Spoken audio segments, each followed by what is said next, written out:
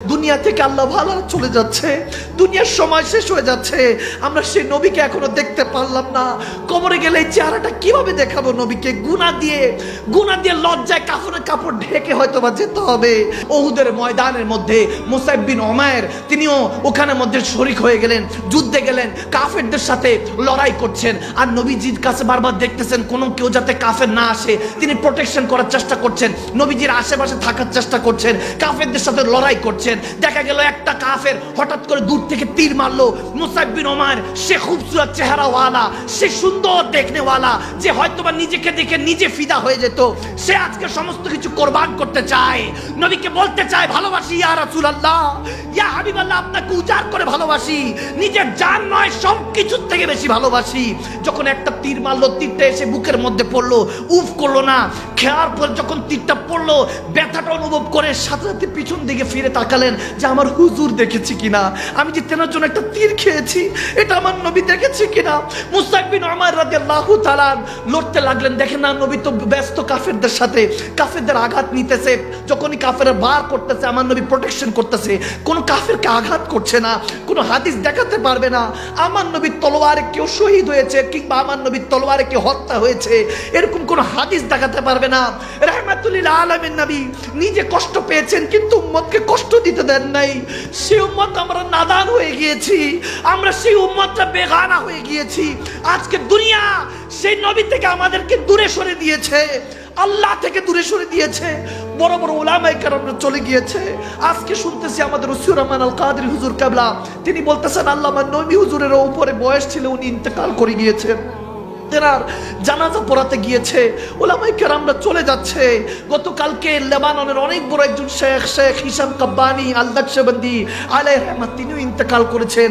দুনিয়া থেকে আল্লাহ ভালো চলে যাচ্ছে, দুনিয়ার সময় শেষ হয়ে যাচ্ছে, আমরা সেই নবীকে এখনো দেখতে পারলাম না। কবরে গেলে এই চেহারাটা কিভাবে দেখাবো নবীকে? গুনাহ দিয়ে লজ্জায় কাফনের কাপড় ঢেকে হয়তো বা যেতে হবে, এই সাদা কাফনের কাপড় পরে হয়তো বা নবীকে চেহারা দেখাতে হবে। যখন এরকম হলো, মুসাইব বিন উমাইর আমার নবীকে প্রোটেকশন করছে, আমার নবীকে বুঝাতে চাচ্ছে ইয়া রাসূলুল্লাহ আপনাকে ভালোবাসি, আপনাকে ভালোবাসি। এখন নবীজি যখন দেখছে না মুসাইব বিন উমাইর যুদ্ধ করতেছে, হঠাৎ করে দুইজন কাফের এসে তেনার বাম হাতটার মধ্যে আঘাত করলো, হাতটা কেটে পড়ে গেল। তিনি আবার তাকালেন নবীর দিকে যে আমার রাসূল দেখেছেন কিনা, যে আমি ইয়া রাসূলুল্লাহ এতটুকু ভালোবাসি, হাতটা পড়ে গেল।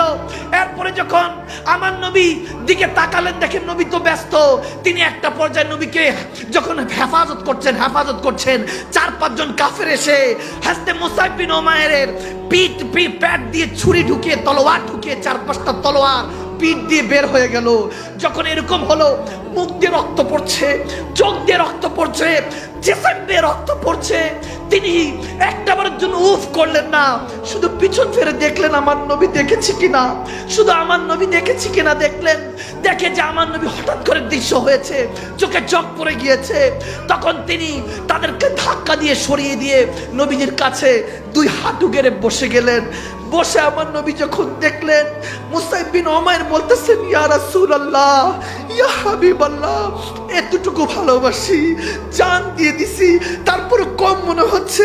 নবীজি দৌড়ায় আসলেন, মুসাইব বিন উমাইরকে কোলের মধ্যে নিলেন, কোলের মধ্যে নেওয়ার পর মুসাইব বিন উমাইরের মাথায় হাত রাখছেন, নবীজির চোখে পানি, বলতেছিলেন সাহাবারা দেখো এই সে মুসাইব বিন উমাইর যাকে সারা দুনিয়া ভালোবাসতো, যাকে পাওয়ার জন্য কত নারীরা আলোচনা করত, কত পুরুষরা চাইতো মুসাইব বিন উমাইরের মতো হওয়ার জন্য। আমার মুসাইব আজকে আমাকে ছেড়ে চলে যাচ্ছে।